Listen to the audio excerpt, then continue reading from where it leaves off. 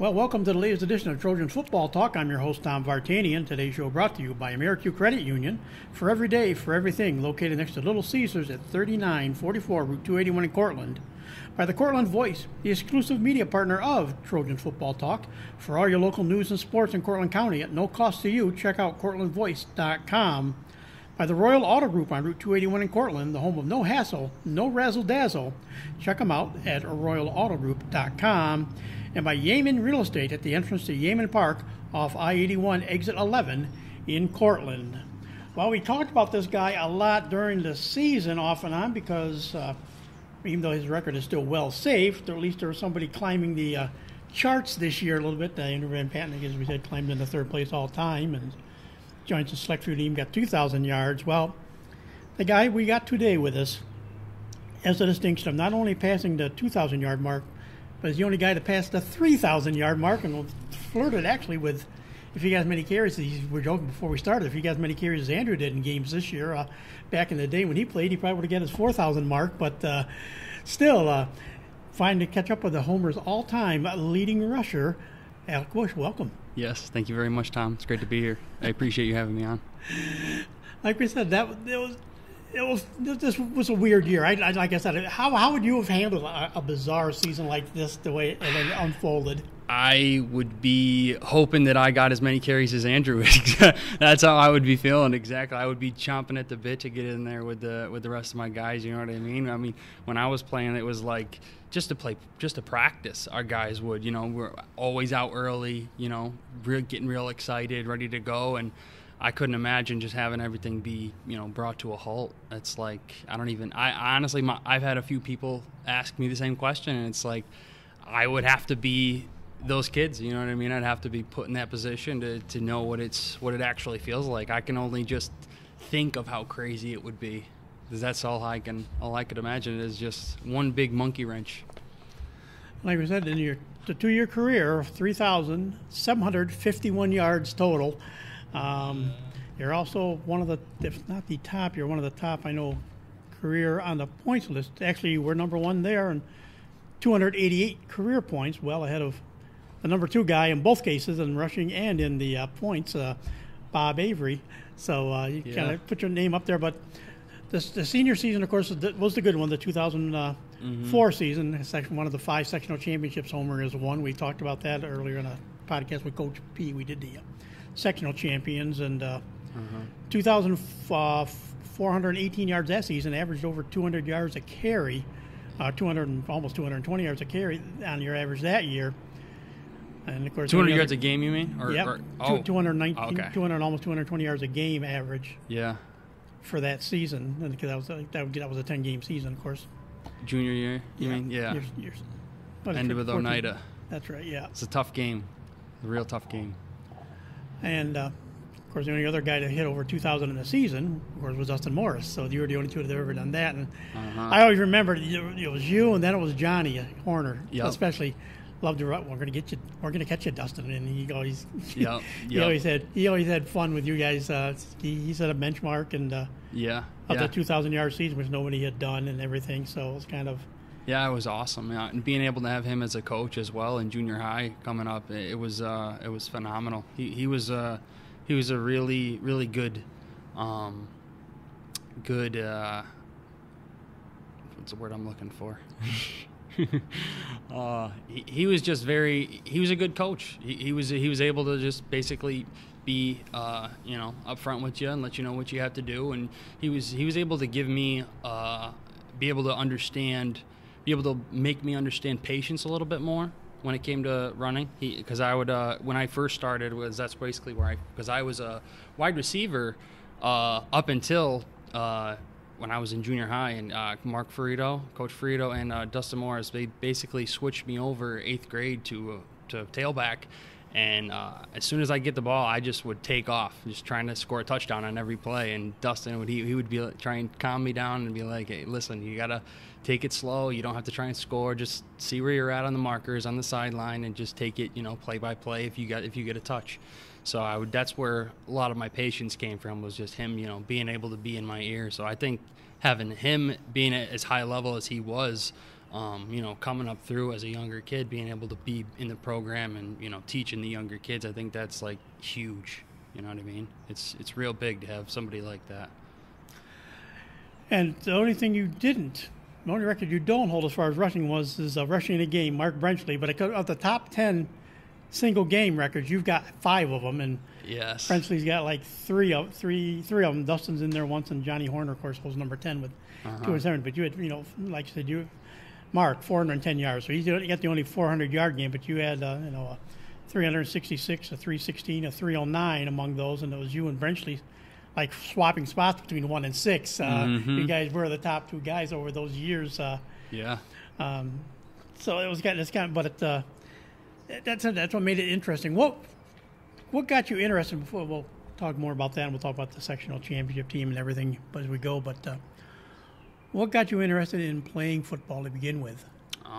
To be honest, it was just the physicality of it, and just the being able to be on the field with 10 of your close buddies, and being able to put something together, and just proving that you can be better than the other 11 guys on the field. And that was like just the competitiveness of football is kind of what made me so much like it so much. I think my dad is kind of is the one who not really pushed me, but like kind of guided me to play it more. That's where I had played a lot of football, and where I don't see it a lot too often. I mean, maybe it's just because I'm just not in the right spots, but I don't see a lot of kids nowadays just playing in the backyard, like groups of kids. You know what I mean? When I was growing up, it was like we weren't inside on video games, on our phones. Like there was certain times for that, but the majority of the time we were outside.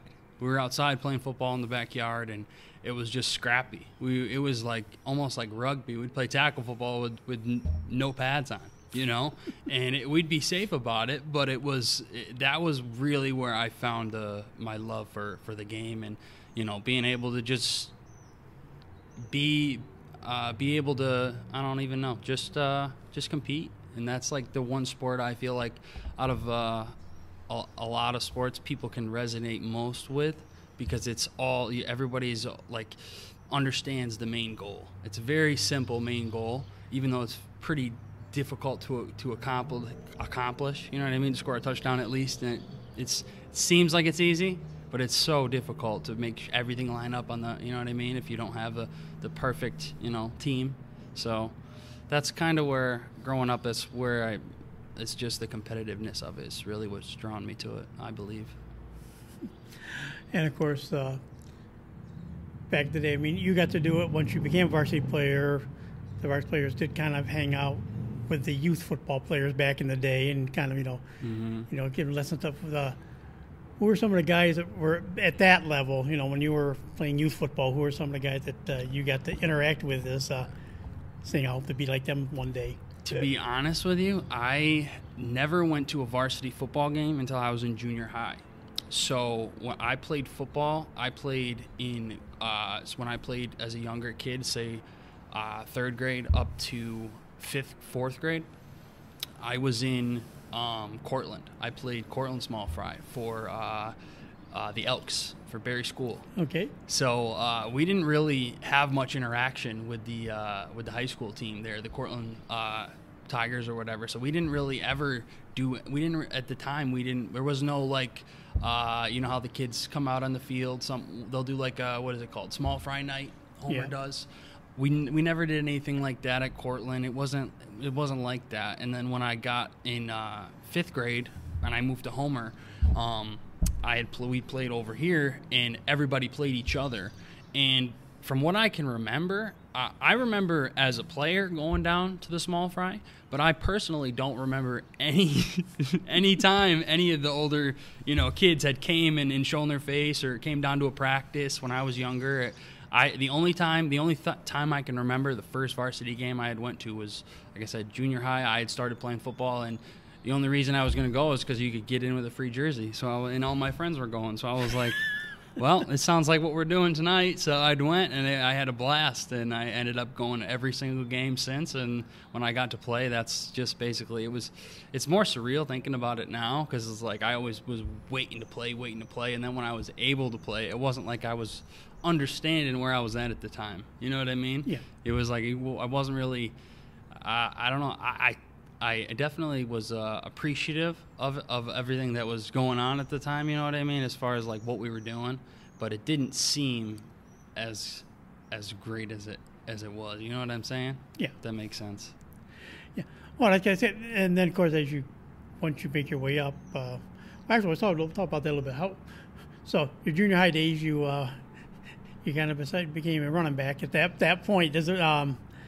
Of course, I take it you were probably playing with somebody who, still in my mind, that if we talk, we're talking about you're the top rusher, Jim Curry's still the top receiver, but guy behind him, maybe in my mind, one of the best all-around athletes ever come through the Homer football program, because he could run the ball, caught the ball with just so fast, and caught the ball, kick returns, punt returns, did a little bit of everything. But so you kind of grew up, Did you start in junior high with playing with Jaden Davidia? Yes. Yeah. No, wait, I'll tell you a funny story about this. When I had first moved to, this comes from my competitive spirit, I had first moved to Homer in 5th grade, and I was there maybe a week, and I wanted to know who the fastest kid was in the school. And it wasn't hard to find out, because everybody was pointing to one kid, and that was Jaden. And I was like, okay. So I ended up wanting to race him in recess. You know what I mean? This was my 5th grade competitive nature. So I was like, this is the fastest kid at Homer. I want to find out if I can beat him. So we raced right out in the field at recess, and he beat me by a few steps. And I realized right then, I was like, well, this kid's going to give me a run for my money if we ever have to compete for a position or anything like that. He was really real athletic, just natural born athlete. He's a different type of athlete, and he still is to this day. He's a freak athlete. He's turned himself into a lot stronger of an athlete now. But yeah, he was fun to play with. And when we were in junior high, that's who I had to basically beat out at tailback, because he was, when we were in small fry, he played on the Colts team, which I was on the Jets. I don't know if you're familiar with the old small fry setup that we used to have here in Homer, but that's the Colts used to beat everybody. They used to beat everybody every year. They used to have Anthony Basile, and they'd have Jaden. And I don't really need to say any other names. I know a few more, but you really only need a couple kids when it comes to small fry. One kid who's super fast and one kid who can block. So. But yeah, I just remember being super nervous about competing against him, because he was the only person that could match me in anything. And even when we later on, he ended up being a little bit faster than me. But when we were in high school, when it came down to it, if I wanted to tie him or beat him, I could. But that was only like one every other one, say. He would always catch me. But if I really tried, I could get him. But he was a crazy athlete for sure. Still is. And the smartest thing you said is he came up. They realized, well, he's more than just a tailback. He became like this. I guess you call it the X. I forget. No, he wasn't the X. He was like the Z back. Could play halfback. He could be a flanker. He could be a wide receiver. He could put him anywhere. And I can't remember. I didn't bring the stats for the season. I wish I brought the stats from that one season, but he had like 13 catches the one whole year for his big season, and I think nine of the 13 catches were touchdowns. Yeah. I mean, it's just that's just the way he was. Yeah, you put the ball in his hands, and he's going to make something happen. Of course, there was multiple games where when punt returns, he was our punt return guy. So it would just everyone's jaw would drop, because he knew how to change direction so fast, and the way that he could just make somebody miss, it was just jaw dropping. It made you excited. It made you get hyped up, and it was just it's fun to watch players like that because you knew every down. Same with me. He was one of those type of kids you were going to get full effort from him. You know what I mean? He was very, just like, if he was very physical, and he wanted to let you know that he was one of the most athletic kids on the field. That's just partially. And you could see that in how he played, and that's partially how I hope that I played as well, because I tried to, be emotional and, be as physical as possible. So then, of course, from junior high up to the JV ranks, and of course, Homer's JVs. I can't remember the last time they've lost more in a game, maybe 2, if that, in a season they've been. So how were your JV seasons? My JV seasons, I absolutely loved those seasons. They were learning. My sophomore year was more of a learning experience, I feel like, because I played a lot of quarterback. I played quite a bit of quarterback my sophomore year, especially towards the end of the season when there was a few guys who got moved up, one including Drew Cottrell. I was hoping I would be one of those guys at the time, but just cards weren't in my hand at the time, so it is what it is. But it all worked out.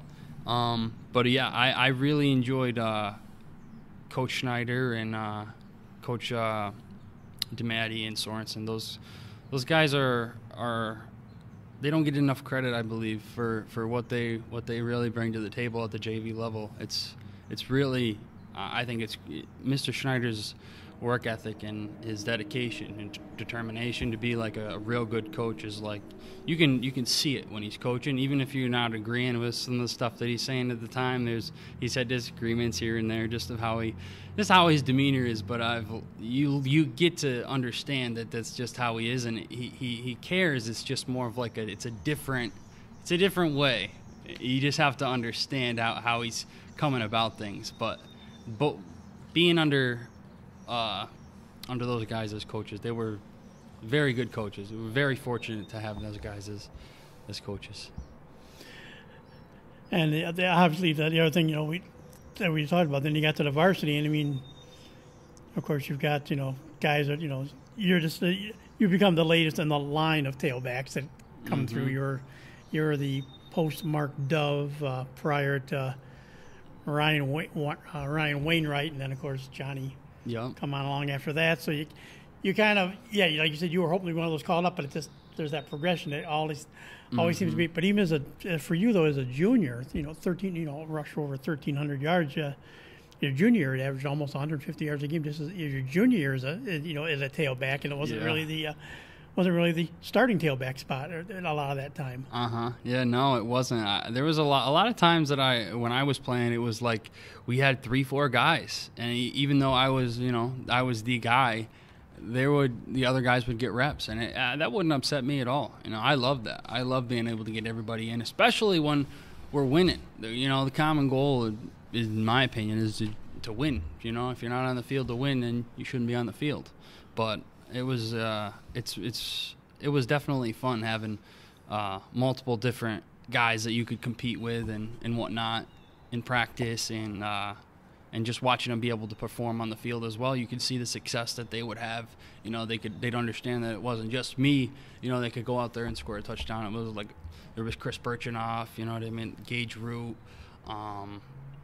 Trying to think, there was who else that we had. I can't think off the top of my head, to be honest with you. But those two guys were my main backups when I was playing, and they, when they got in to play, it was like you knew they were ready to go, because like they would get 15, 20 yards and they get super hyped up, and that's awesome. And I love seeing that. I love being able to see them other guys get in there and see that they can do it as well. It's fun. And, of course, that junior season, that's what I say. When you look at it, we've talked about something Coach and I talked over the years, with all we've done, especially at championship teams here. There were, a fair number of juniors, or seniors that the year, your junior year there. I mean, you got seniors like Jake Casey, Zach Seymour, Chris Brown, Matt Norris. Then, of course, some linemen like Nick Holcomb, Sean McGrath, Jack Connery. Yep. Then Connor Simonetta, let's not forget Connor as far as a wide receiver too. I mean, Connor on one side, and he had some pretty good numbers as a defensive back as well, I believe. Yep, and Millet DeAngelis actually was a tight end on that team. But you go down the junior class. I mean, which was your class? Yeah. Jake Hayes, Drew Cottrell, you mentioned already, quarterback. And you mentioned Birchenough. Drew Becker was your fullback a lot of those years. Yeah. Then yourself, Jaden, of course, Gage. Timmy, and then linemen, you get to some linemen that really panned out over the years. Tim Russell, Matt Suits, Anthony Basile, as far as some of your linemen. And they got a couple of youngsters, sophomores in that group, too, as far as linemen, Dylan Hotchkiss. Yep, Hotchkiss. Luke Miller and Zach Clark. So, I mean, you were more a junior than a senior team, that 2013 team. And like you say, got to sectionals, and then of course Oneida derailed that season. Yeah. But talk a little bit about that junior season. You know how you guys had. You know, it was we thought we had a shot to go and beat and win that game and end up eventually playing Kaz in the Dome, but eventually obviously that didn't happen. But yeah, the first time we met them, because I remember we met them the following year, the same game was right before the Dome, and we ended up winning in 2014 obviously, but 2013, yeah, when we had lost, it was real tough being able to go somewhere that you're expecting to, you know, beforehand is everyone's thinking about the Dome. That's basically, it was the game right before the Dome, so it's not like you're looking past that game, but it's almost like it almost hurts more to lose just before to go, because going to the Dome as a high school kid is huge, you know, as it's humongous, as at least it was for me, because when I was growing up, I wasn't a fan of Syracuse in general, like Syracuse sports, that is, Syracuse athletics. So I'd never had any interest of ever going to a game in the Dome or anything like that. So for me, being able to go and have my family be able to go because it was going to be me playing there was huge for me. I thought that was something that I was going to be able to, you know, cherish for a while. And I ended up I've been in the Dome, like just my presence in the Dome. I've been in the Dome maybe I think 4 times, and 2 of those times I played. So. That's one was football and one was lacrosse for a lacrosse championship. So those 2 times I'll always remember for sure, and I'll enjoy them more than being in the stands, because it's just something about just being able to be in that locker room and down on that field. It's just it's a whole different environment. It's real fun. It's real cool. And the kind of that loss to Oneida, was that kind of the driving force? It seems like every sectional team came close the year before, and just kind of said, no, we're not going to let it happen again. We should have been there. And was that the driving force that, you know, propelled this 2014 team to a title? I think it is. I think that it really it left a bad taste in our mouth, and it really, at least mine, I really did not like being right before a championship and losing. And I can't remember what the score was, but I don't believe it was. They won by maybe a score, maybe it was 2 scores, but it was a real tough game. I remember just being exhausted afterwards, just drained for sure. And I believe, if I remember correctly, we played Camden the week prior, and I had rolled my ankle before that game, so I had it wrapped up. And I was not taking it light, but I was favoring my leg or my ankle, because it was wrapped up, but it was still giving me a little bit of soreness. I wouldn't contribute that to, you know, anything as far as my playing or anything, but that was just something that I was dealing with at the time. But I wouldn't say, I don't know, because I think it definitely. It's just real competitive playing against Oneida and Kaz in particular. Those 2 teams is just, you know what you're getting when you play those teams. It's like Homer, you know, at least now, you know, they've been able to set that standard around here, which is phenomenal. It's just, when you play certain teams, there's an expectation, you know, and it's cool to be one of those powerhouses. And, you know, it's obviously, you know, I've respected those Casanova and Oneida's programs as well. Very, very good programs.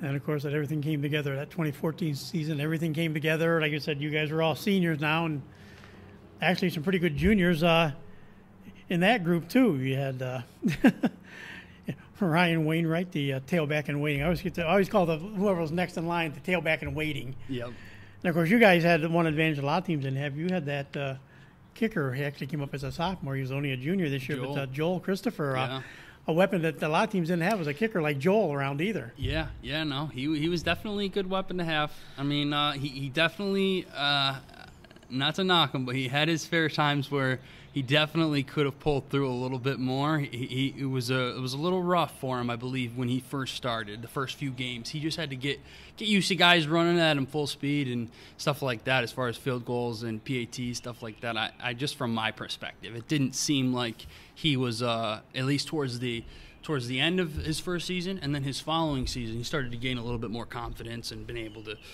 hit some shots that are, that he should be able to hit. Because if you watch him in practice, which I was fortunate enough to be able to watch him quite a bit, because when I was a senior, Coach P didn't let me play much defense. So when we were doing D on practice, it was me basically hanging out with the Scout O, watching Joel kick. So he would kick for most of the practice, and he could hit him. He really could. So he definitely worked hard to get where he was where he got to.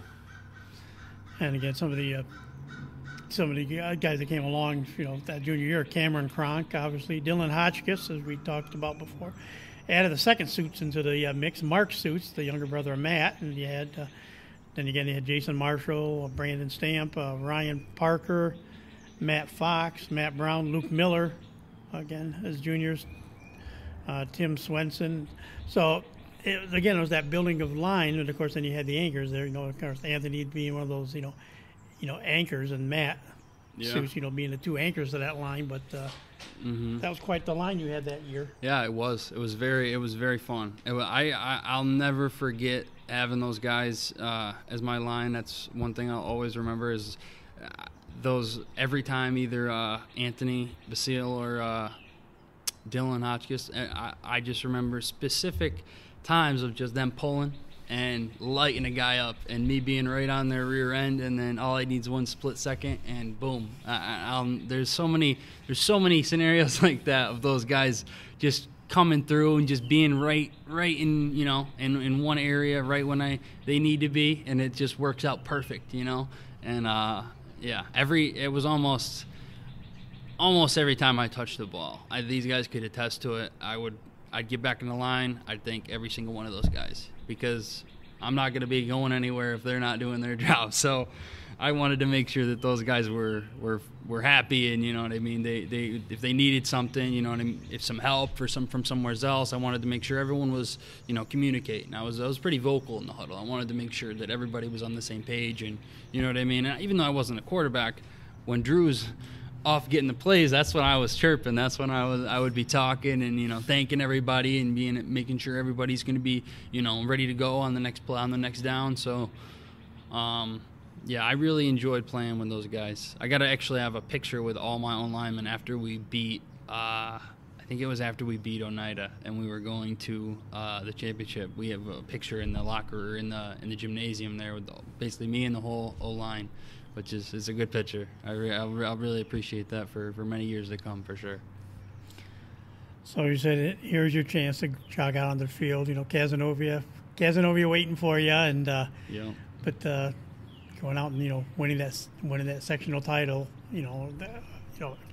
Cas was always hitting. Sometimes they had good years. Other years, Cas would be the dominant team, but Homer, then other years Homer would be the solid team. What do you remember about that day in the Dome? And I remember everything from getting there, pulling up, walking through the back, and getting ready in the locker room. I remember every single second of it, and I don't think I'll forget it. It was definitely one of the most memorable times I've had thus far in my life, my short life so far. It's really to put it into. I don't really know if this will make sense, but it almost felt like we won before we even started the game. And this was like probably the least nervous I had been for a game all season. Like, I was more nervous for when we played Cortland, and we beat them 56-6, I believe, that year. So I was in the locker room before that game with butterflies in my stomach. I didn't know if we were going to be doing well. I didn't know what was going to happen. And then we go out and I got pulled at half. So there's certain times, certain games where I was just always a little bit nervous, but that specific game in the Dome, it was like there was not really nerves. I kind of knew. I knew after beating Oneida, I felt like that, like, Cas wasn't gonna, because it wasn't like I sized it them up based off of like because Cas and Oneida had played each other. It was just off of a feel. It was very weird. I know it was a closer game than I would have liked, at least, but it was real fought, tough game. But for whatever reason, it felt like we had it in the bag the whole time. I didn't feel like a lot of pressure at all. Like it was like some huge. It felt like a big game afterwards. Like, you know, I knew what it was, what had happened and what it was, but it was more of like just. I don't know. I knew it was our time. I knew that we were supposed to get a championship. I knew we had been talking about it for literally since we were tiny kids, me and all the guys that we played with growing up. So it's like that's what you play for. You play to get a championship, at least to a sectional championship. Obviously, a state championship would be better, but you know, beggars can't be choosers. So you get what you get. So, but it was it was definitely something I'll remember forever. I remember I don't remember exactly when I did break a nice long run. It was like 60 yards or so, maybe it was a little bit longer in the dome. But I was waiting all game. I was like, because each game I just wait on the sideline before when I'm not in, and I would always just think I want to break one, like break a long run. Like not just a walk-in touchdown or something like that. I wanted like a long run. That's what really every game I was like, I need to get one. I need to break one. And Roger Rawson, he was a weightlifting coach when I was in school. I don't know if he still is in doing that anymore, but yeah, he's a real good guy. One of my good friends to this day.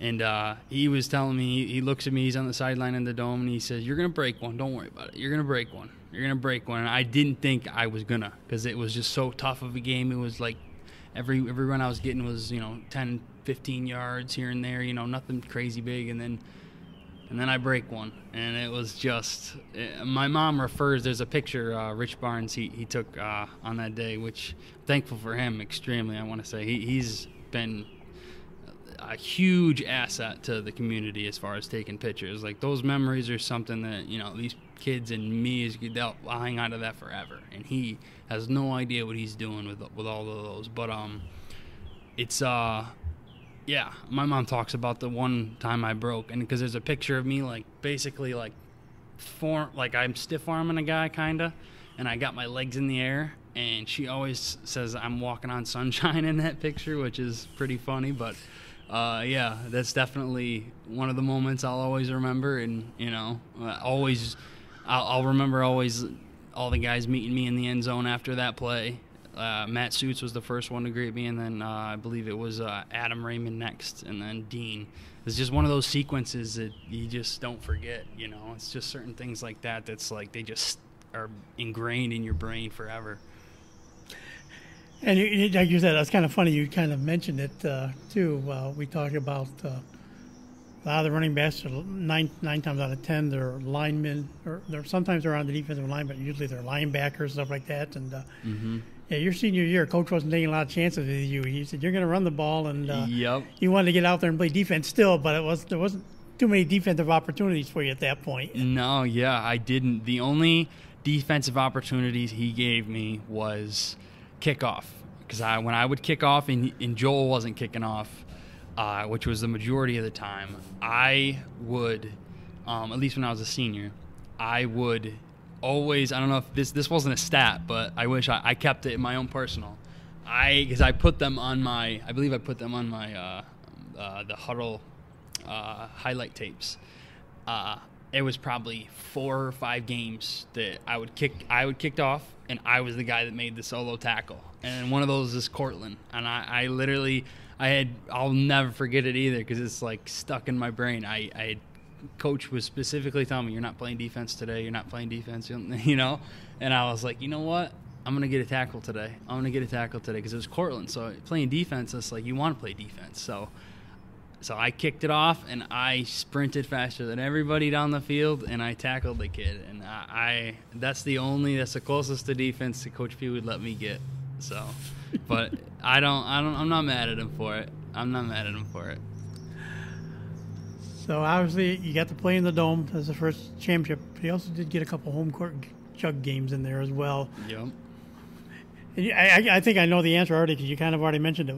What was more nerve-wracking, getting ready to play a home court jug game against your rival, your former high school, in your case no less? Yeah. Or going to the Dome and playing in the sectional title game. Yeah, no, it was definitely the home court game for sure, because you've got more people there, and you don't know what you're going to get with Cortland a lot of the times, because a lot of the times at least when I was coming up, from junior high on, we would always talk to the other kids in the other school, and they always got somebody new.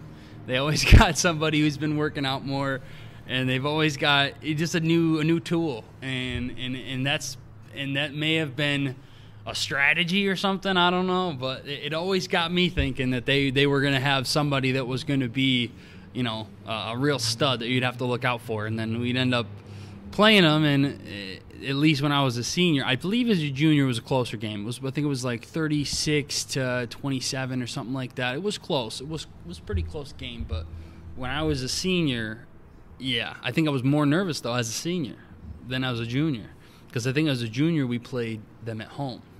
As a senior we played them at Cortland. So, and it was a real fun experience, and I believe it was the first time we were playing on their newly put in turf. So it was a lot of things that were all coming at that one night, and I was just super nervous. And I ended up, I don't even know, I think I only played maybe 1.5 quarters, and I had like 250 yards, I think. So I had a pretty good game against Cortland. I shouldn't have been nervous. Which we talked about how odd this year was. Yeah. What was the irony of the fact that Homer Cortland played? They both go into the game undefeated at 2-0. Mm-hmm. Yeah. I mean, what were the odds that both teams would be undefeated? And I think Cortland, they ended up 3-1. They lost to Homer, but then they did win their last game of the year, I think, too. So they were like 3-1. They had the 14 seniors those kids that had come, all those years. The sophomores were getting beat on a lot. And yeah. It's funny somehow.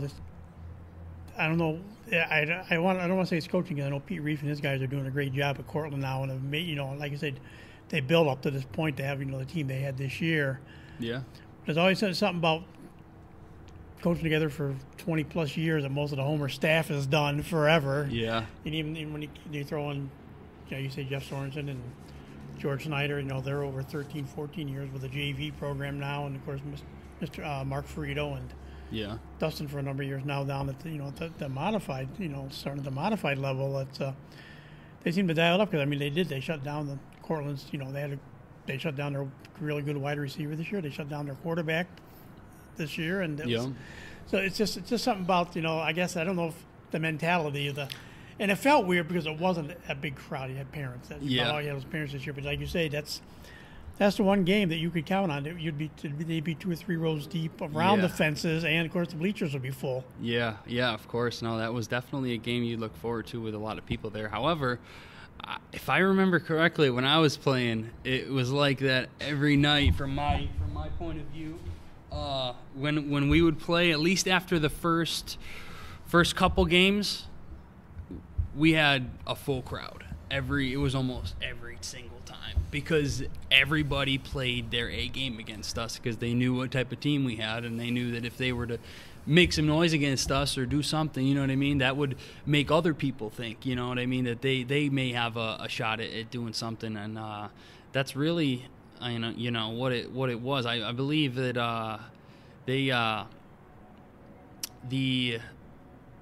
the home court jug is something special, and it's tough that those kids got to experience that without the full crowd, because it is special. It is special being able to have all your combined friends come together, and everybody in the communities there. I thought about even trying to sneak over, but Cortland's not the same setup as Homer, because I was able to watch one of Homer's first game of the season this year, and I had watched from the parking lot. So it's not the same scenario over there at Cortland, unfortunately. But yeah, it's definitely was probably tough for those kids to, I bet it was still nerve-wracking, and you still get the bragging rights and whatnot. But I bet it was tough not having the whole environment. Not that I was there, I don't really know, but the home court environment when on a normal night is crazy. It's just, you can feel it. The energy is there. And you're part of the anomaly of the home court jug game. A lot of years it would be Cortland could win a couple years in a row, maybe a Homer come back at a couple. It was always the record fairly close. It's, the win this year, Homer's won 9 straight jug games, and that's you don't see streaks like that happen that often. So I mean, that's what makes it. Even like you said, this year was just weird, and that just that they were if you thought Cortland had a chance, this was the year Cortland you thought maybe could do something. That was it was weird how it just turned out that it was such a lopsided game. Yeah, again, in Homer's favor.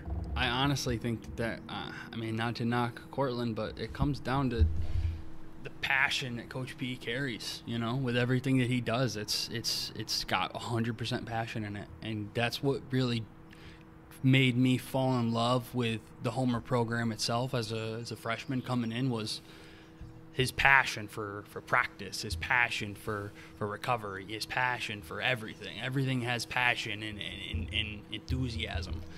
If you don't put that out there and make your kids enthusiastic and passionate about something, especially the game of football, you're not going to be successful. I don't think that that's something that if you don't have that, you're not going to be able to, at least put your full potential out on the field. And those are the guys that they've had, Whidden and Coach P and Cottrell, all those guys being able to, throw everything together and being able to do it over all these years. It's almost like a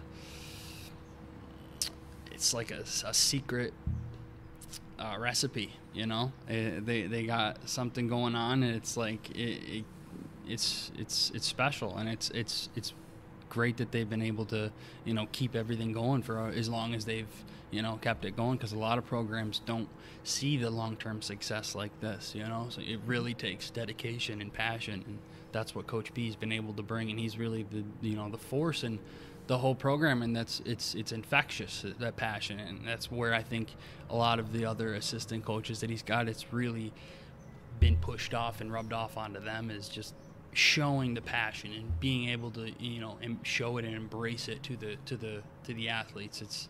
It's huge, and that was astronomical for me, just being able to see how much Coach P would be enthusiastic about practice. Like, that gets me excited when I was coming up, you know what I mean? Those are the small things that matter.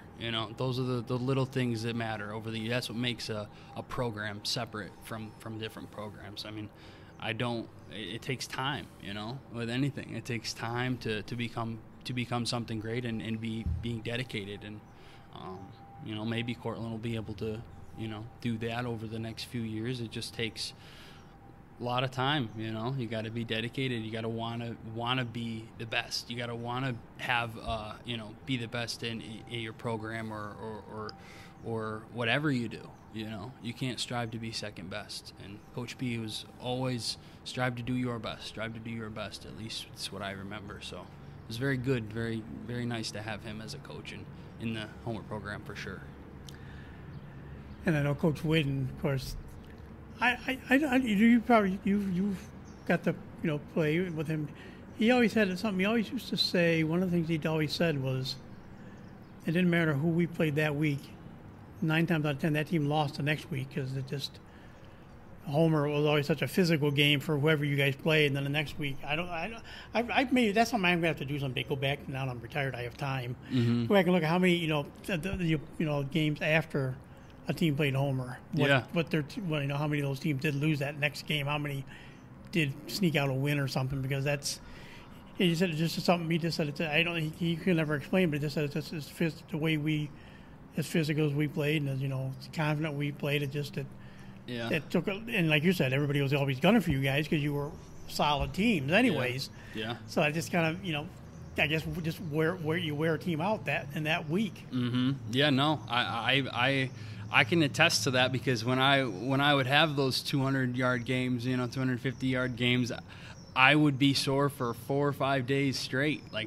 There were some weeks where, depending on, especially the Oneida game for my senior year, when we ended up winning the section championship, that game I was sore up until the day we played Cass. My whole body, I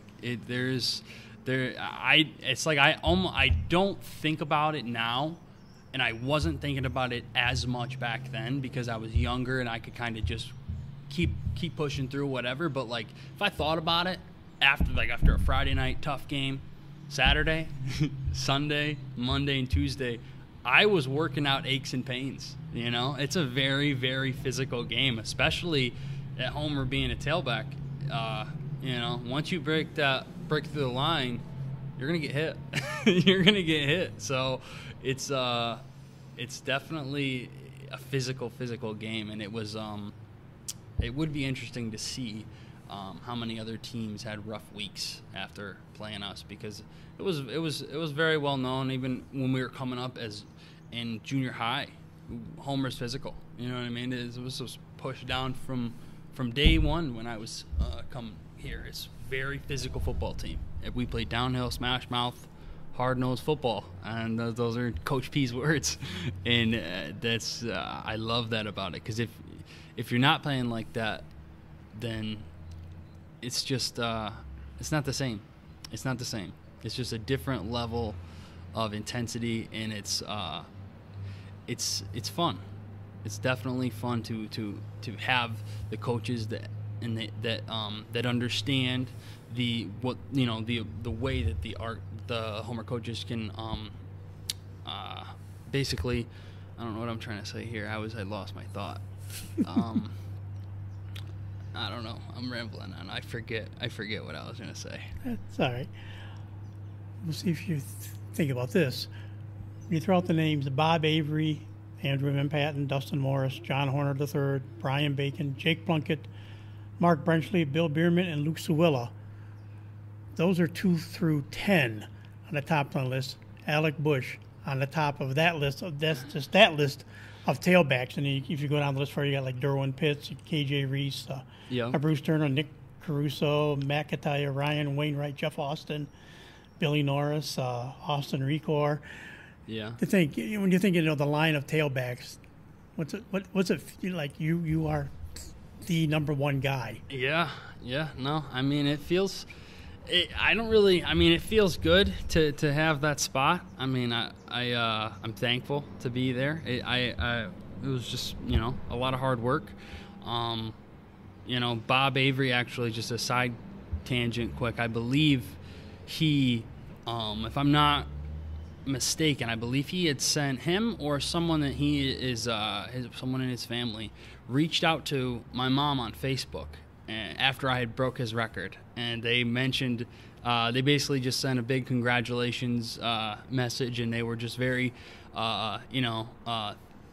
appreciative and thankful, and they were just what's the word I'm looking for? They were he was surprised that I basically was able to break the record, and he was like just told me good job, and just he was thankful for not thankful, but I can't think of I don't know why I'm blanking right now. He was just, I was appreciative of him reaching out is basically what I'm trying to say. Yeah. He was just saying congratulations and on the feat, but yeah, it was I don't know. It's definitely strange. I didn't honestly, after you had mentioned that number 3,700, I didn't think it was that much. I thought it was less, and that number is like huge now that I think about it. It's like it's a lot of yards. A lot of yards. I can't take all the credit for them though. I tell you, it was a lot of my line. They were. If I didn't have a solid line like with those guys, Anthony Basile, Dylan Hotchkiss, Matt Suits, just those guys up front, I wouldn't have been able to have the success that I had. But I'm thankful for the records that I do hold. Even that, like we say, that 2,418 yards of that year, you had the big thing that still, if you took that out of the equation, that would have been 1, 2, 3, 4. You'd still be like number 5 all time. Just with that one season, you'd been number 5 on the list with just out of that one season. So I mean, it's just kind of a thing. I know who your number one fan is because she used to talk to me all the time and see the different signs and see the jerseys on or everything. But we know your mom was your big rooter there, of course. Yep. But what was it like? You even just a Friday night here at Butts Field, or like you say, especially in the Dome when a lot more people showed up. What was it like, the community of Homer, you know, the way they rallied around the team when you guys were playing as good as you were playing? You know, it was huge. I mean, there were people, I would see people at Lowe's in Cortland, and they would come up to me and say, "How's it going, Alec? It's nice to meet you." Da, da, da. And they say, "We're coming to the game," and I would literally have no idea who they were. But because of the paper and whatnot, people, you know what I mean, knew who I was. And still to this day, even in Syracuse, people come up to me. And this isn't even around here. They're like, "I know your face from somewhere." And then they start thinking, they're like, "Did you play football?" And then I get talking, I tell them my name, and boom, they've heard of me. So it's like it's a lot of people that you know have heard, you know, just of word of mouth or being able to, you know, watch or see in the newspaper. And you know, people are very, very what's the word I'm looking for? They're just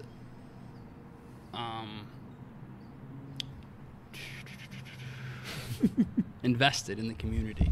There's a lot of people that are invested in the community here, and the young people coming up, the young students, and I've been one of them. Until this COVID started, I was going to as many games as I could, as far as you know what I mean, that were just happening on Butts Field.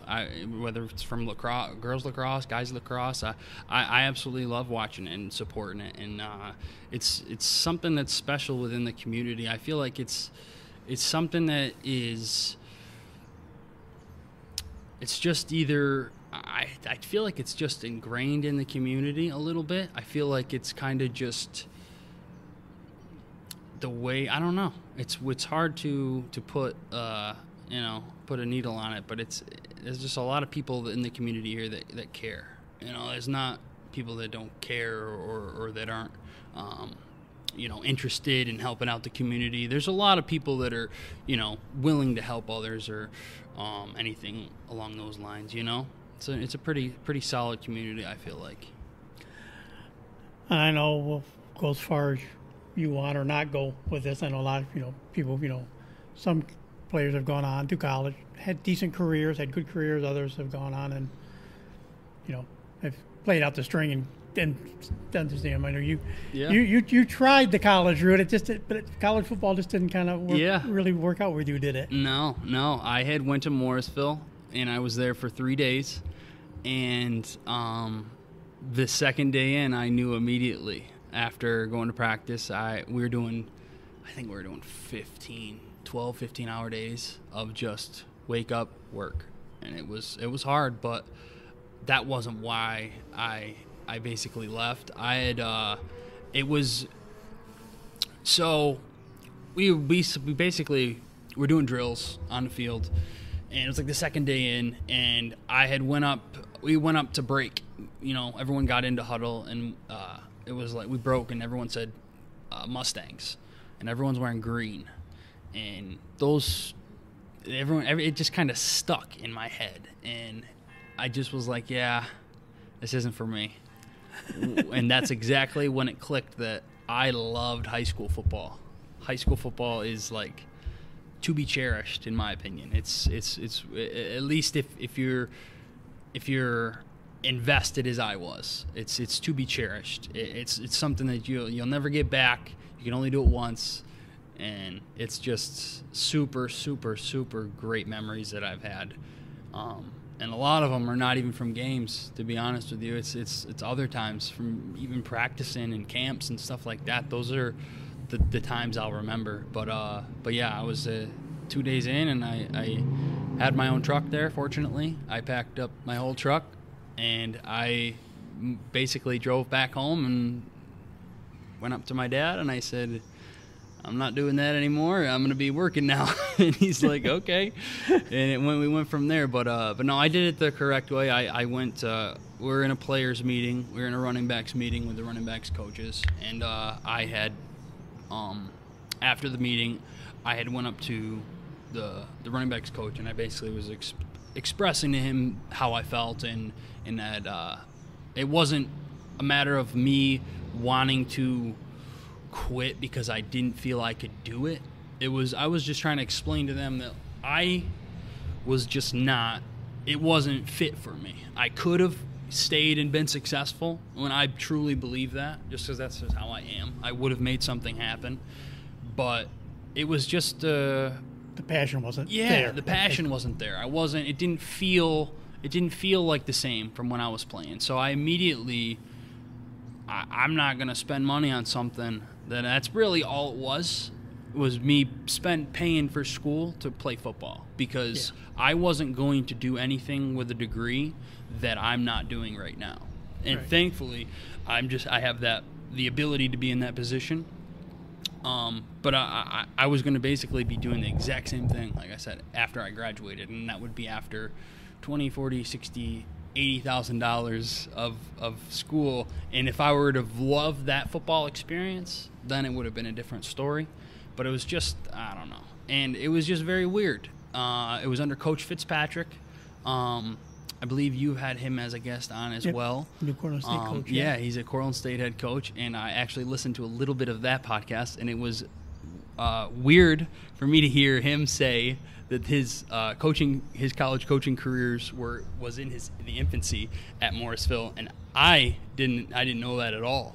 It would have been nicer to know that going back, but it is what it is. But I thought that program was going to be more than what it turned out to be, and it ended up not being. But that's not the reason that I ended up not going. It was basically just a happiness thing, And of course, we said you had two compadres that raised heck in your family to begin with. Yep. Well, it's kind of like growing up with Gage and Johnny. Yep.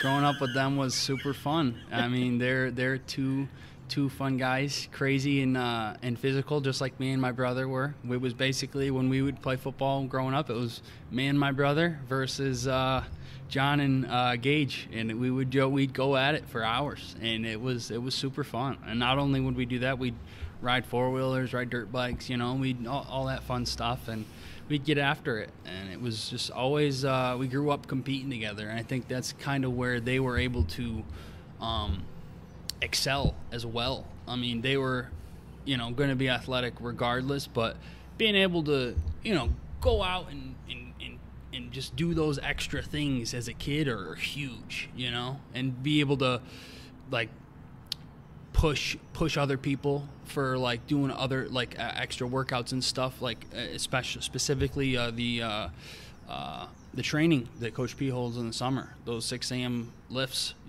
those were, I'll always remember those. I loved those lifts more than a lot of anything that we ever did, was being able to be there 6 a.m, no one's around, everyone's sleeping, Coach P's up, we're here, and there's 30 guys, and we're sweating, and I love that. That's the best. And I think it was the drive that I would go every day, or every other day. It was Monday, Wednesday, Friday. So a lot of kids didn't do that. It was like maybe take a day off here or there, because it wasn't mandatory, but you had to have a certain amount of credits. But there were certain kids who didn't care to have that many, and I think it was when I was like I was going every day. You know what I mean? And I think that's what drove them to come as well. And, because if you're not doing something consistently, you're not going to get good at it.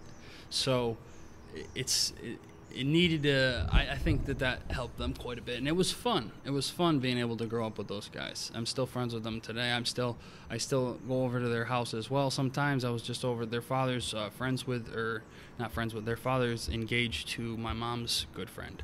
So I go over to their house frequently here and there, and I still see them here and there. So it's definitely fun. And I didn't want. I should. We should. Don't want to forget, because we're near the end of our time. But you can't want to forget the guy who had to live in your shadow. And of course, after it, he had to live up. Well, you're going to be like Alec, or you're going to play as good as Alec. And he had no intentions of being as good as you. He had his little goals and what he wanted to do. But your brother Kevin, had the unfortunate part of following in your wake of what you had done all those years. Yeah. No, it was. I bet it was tough. I haven't really spoken with him that much about it. I know that he did everything he wanted to do as far as an athlete.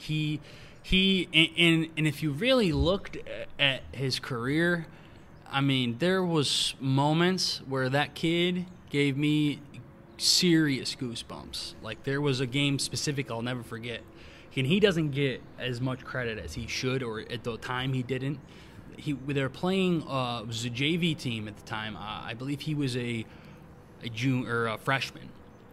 And they were playing Oneida, and this was at Homer. And it was towards the end of the season. It was like I think it might have been their last game. And it was like coming down to the wire. They were losing by a couple scores. And out of nowhere, it was a punt. My brother returns the punt. And then my brother ended up getting like a handoff. He returned the punt for a touchdown. And then they ended up doing an onside kick, getting the ball back. My brother did the onside kick, got it back. And then he ended up going, they pushed the ball downfield and then ended up giving it to my brother on it around. And before he even hiked the ball, I told my mom what the play was going to be. I said, Kevin's getting the ball, he's running this way. Boom. He got the ball, he came our side, and he scored a touchdown. And it was like, in the end of the time expired. Times like that kid, he doesn't get the credit that he deserves. Also, a lot of people don't talk about, I believe I was in part of the podcast with when you did with Cortland's head coach and Homer and Coach P. It was you spoke about it because it went to overtime. It was 2 kicks. It was one field goal and another field goal. My brother was the one that scored on the overtime and won that game. So there's a lot of scenarios like that where that kid, like, that's huge. You know what I'm saying? In a game like that, like, those times are massive, and being able to come through like that is big. But no, it's probably tough for him. I don't know. I just don't know how he feels, really about it. It was more like I had something I wanted to do, and I was going to go do it. And he enjoyed football, but it wasn't like, there's just certain levels to it. If you want to go to a certain level of something, then you do that. But if you want to do what you're comfortable doing, then it is what it is. And I played, I'm not going to mention, but there was guys I played with too that you could tell they weren't fully given their full potential, because they just were hesitant, or they didn't have enough confidence. And I'm not saying that was the case with my brother, but there's just certain guys that don't perform to their full ability sometimes, and there was guys that played football for Cortland High School that kids would talk, just at the park here or there when I was growing up, and they would be like, this kid's a stud. We'd go play with him. He's super fast, good. And then we'd go play him in a game, and they wouldn't do nothing. So it would be like very, very tough, because it's like these kids are super talented, but they're not fully putting it out there. They're not fully expressing all their talent, and it's tough when you can't fully, express the ability that you have. Well, I know there's probably a lot more we could talk about, but we kind of run out of time today. But it's, like I said, it was fun to catch up with you, and glad we get to talk and relive your the glory days of the career rushing leader at Homer. Yeah, absolutely. Thank you very much. It was a pleasure talking with you. I appreciate you having me on. And that'll do it for this edition of Trojan Football Talk. Today's show brought to you by AmeriQ Credit Union, for every day, for everything, located next to Little Caesars at 3944 Route 281 in Cortland. By the Cortland Voice, the exclusive media partner of Trojan Football Talk. For all your local news and sports in Cortland County, check out CortlandVoice.com. By the Royal Auto Group on Route 281 in Cortland, the home of no hassle, no razzle-dazzle. Check them out at RoyalAutoGroup.com. And by Yeaman Real Estate at the entrance to Yeaman Park off Interstate 81, Exit 11 in Cortland. So for my guest, Alec Bush, and yours truly, Tom Vartanian, thank you for listening. Stay safe, and we'll talk to you again soon.